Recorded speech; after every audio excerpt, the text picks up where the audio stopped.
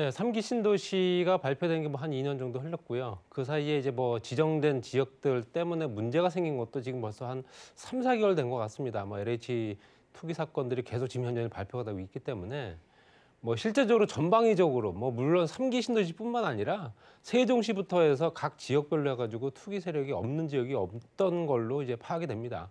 그렇다 보니 이런 신도시 계획 발표하는 데 있어서도 굉장히 조금 더 조심스러울 수밖에 없는데 이런 부분에 대해서 조금 더 실제적으로 원래 계약던 대로 그냥 밀어붙이겠다라는 식으로 이제 사전 청약 지역과 물량까지도 발표를 했고요.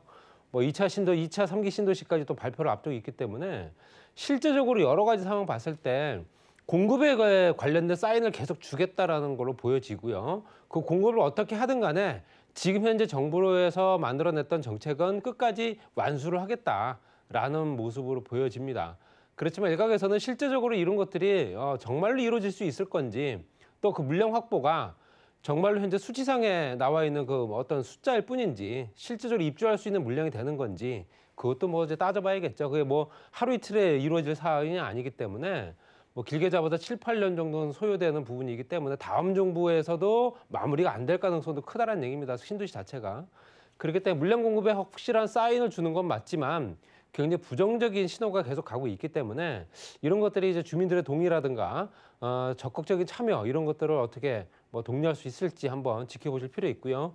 3기 신도시의 사전 청약의 물량을 발표를 했습니다. 그리고 물량이라든가 지역 이거 발표 같이 했고요.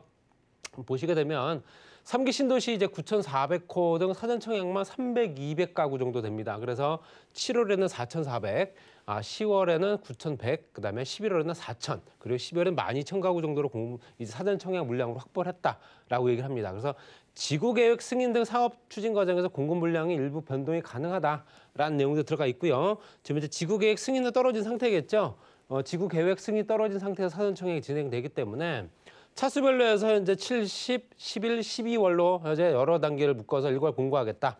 주택 규모라든가 면적, 세대수, 추정 분양가, 계략 도면이라든가 본청약 시기 등 이런 것들 제공을 하는데요. 본청약 시점에 분양가 확정을 하겠다라는 얘기입니다. 실질적으로 현재는 사전청약 시점에서는 청약만 받을 뿐이지 분양가라든가 면적이라든가 이런 것들이 정확하게 나와 있는 건 아니겠죠. 거기서 이제 지구 지정, 지구계획 승인, 지금 그러면 3기 신도시에 발표된 지역 같은 경우는 지구계획 승인까지 떨어졌다 보시면 될 것 같고요. 사전 청약, 그다음에 사업 승인, 그다음에 주택 착공, 본청약 이렇게 들어가겠죠. 공공주택 사업이 이제 본격적으로 시작이 된다 보시면 될 것 같습니다. 이제부터 가야 할 길이 많죠. 넘어야 사람이 많고요. 사업 승인, 사전 청약이 진행되고 사업 승인은 뭐 실제적으로 그만큼 떨어질 수 있다라고 보여지지만 착공할 수 있는 착공 물량이 과연 뭐 계획한 대로 착공이 될 수 있을지, 착공이 돼야 이제 분양 물량 실제적으로 현재 입주 시기가 잡힐 테니까 그걸 따졌을 때는 본청약 공고가 또 정확하게 언제가 될지 그것도 굉장히 관심사다 보시면 될 것 같고요. 위치로 보시게 되면 2021년도 청약 추진 일정 1차, 2차, 3차, 4차까지 말씀드린 대로 차수별로 해서 나누어서 진행을 합니다. 1차 같은 경우는 현재 인천 계양 노란색으로 표시된 부분입니다. 남양주 진접이라든가 인천 위례, 그다음에 의왕 청계 이렇게 들어가 있고요. 실제적으로 신혼 희망타운도 포함되어 있습니다. 그래서 신혼 희망타운과 청년주택 포함되어 있다 보시면 될 것 같고요. 그래서 물량은 뭐 사실상 좀 미미합니다. 뭐 0.4, 1.0, 뭐 실제적으로 16,000가구, 11,000가구, 이제 1,100가구라고 보시면 될 거겠죠. 1,100가구, 1,600가구, 뭐 이거 400가구 정도 될 것 같고요. 희망타운이. 전체적으로 10,000가구가 안 되는 수치고요.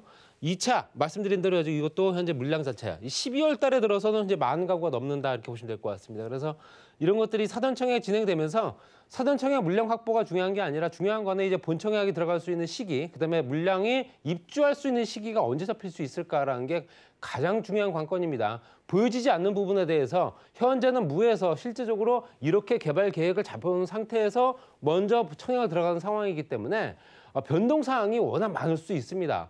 또 사안이 달라질 수 있고요. 정책이 변화가 생길 수도 있고요. 지역적인 여건이 달라질 수도 있고요. 그 부분에 대해서 규모가 늘어나거나 축소되거나 늘어날 일은 별로 없다 보여집니다. 그리고 줄어들 가능성이 더 크기 때문에 이 물량 자체가 정확하게 확보가 될 수 있을지 그게 관건이다 보시면 될 것 같고요. 실제적으로 전체적인 3만 가구 정도 되는 물량에서 14,000가구 정도를 실제적으로 신혼희망타운이라든가 청년들을 위한 주택으로 준비를 했습니다. 그래서 기본 자격은 신혼부부라든가 예비 신혼부부, 또 한부모 가족까지 다 포함되고요. 거기에 세부 공통 자격으로는 입주자가 입주할 때까지 무주택 구성원을 유지해야 되고요. 현재 입주자 저축 같은 경우도 가입 6개월 경과 납입 인정 횟수가 6회 이상, 그러니까 청약저축이 6회 이상 들어가야 되고 가입이 6개월 이상이 돼야 된다 이렇게 얘기합니다. 그리고 소득 기준은 월 평균 소득 130% 이하, 배우자 소득 있을 시에는 140%까지 얘기를 합니다. 총 자산 기준은 3억 700만 원 정도, 3억 700만 원 정도의 자산이 있는 3억 700만 원 이하의 자산이 있는 사람들만 청약이 가능하다 보시면 될 것 같고요. 또 현재 가구 소득을 나눴을 때 1단계 30%, 2단계 70%로 현재 구분을 합니다. 그랬을 때 가구 소득을 말씀드린 대로 평가 요소는 가구 소득의 현재 실제적으로 점수를 따졌을 때 평균치의 70% 이하인 경우에 3점을 배정받습니다. 그리고 이제 70%에서 100% 이하 된다 2점, 100% 초과가 되게 되면 이제 1점을 이제 부여받는 점수에 따라 달라지기 때문에 그래서 여러 여건상 미성년자 수라든가 무주택 기간들 길고 가구 소득이 적은 세대에 대해서는 이제 청약 조건이 그만큼 유리할 수 있다라고 보여집니다. 그래서 실제적으로 이제 어떤 소득이 조금 어떤 부족하거나 아니면 가구 수가 많거나 무주택 기간이 길거나 이런 사람들일 경우에 굉장히 유리한 조건이 될 수 있다 이렇게 보시면 될 것 같고요. 공공분양의 이제 입주자 선정 기준을 보시게 되면 기본적으로 특별 공급 물량을 85% 잡고요. 일반 공급을 15% 잡습니다.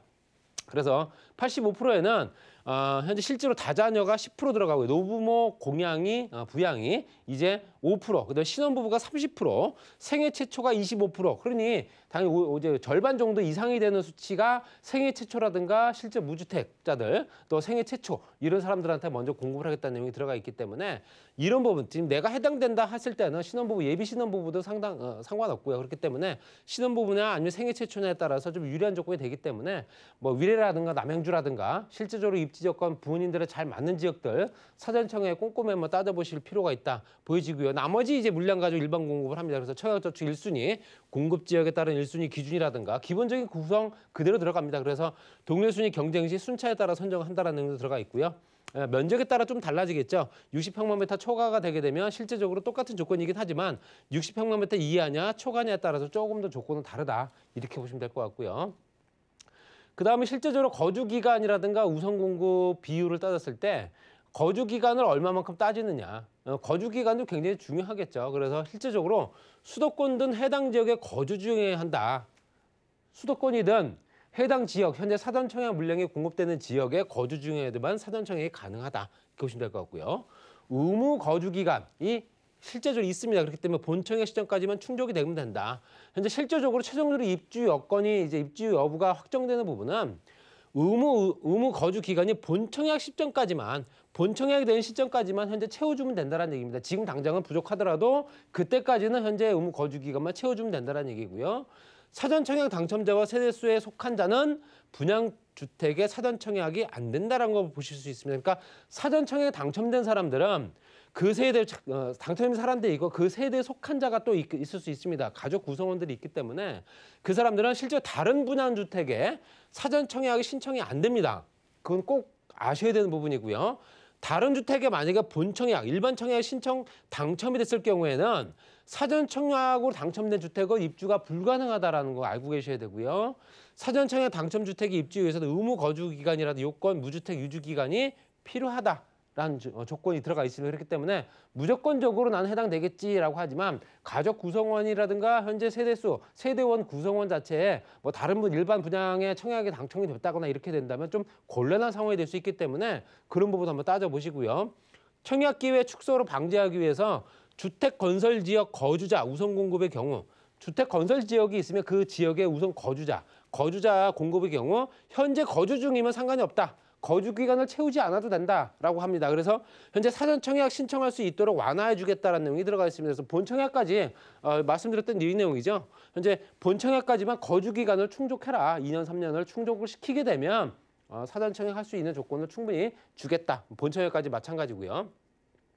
세부 사항으로 실제적으로 사전 청약해 한 다음에 사전 청약을 했을 때 제가 좀 전에 말씀드렸던 3억이라든가 기본적인 소득 요건이 있지 않습니까?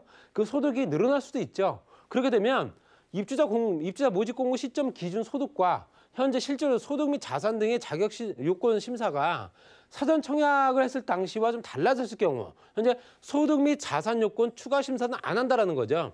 내가 3억 미만의 소득이 있었지만 사전 청약을 신청을 하고 본 청약 때까지 봤을 때 본 청약 때까지 5년, 6년, 7년이라는 시간이 흘렀을 때 소득이 증가된 부분에 대해서는 심사를 안 하겠다. 그 내용입니다.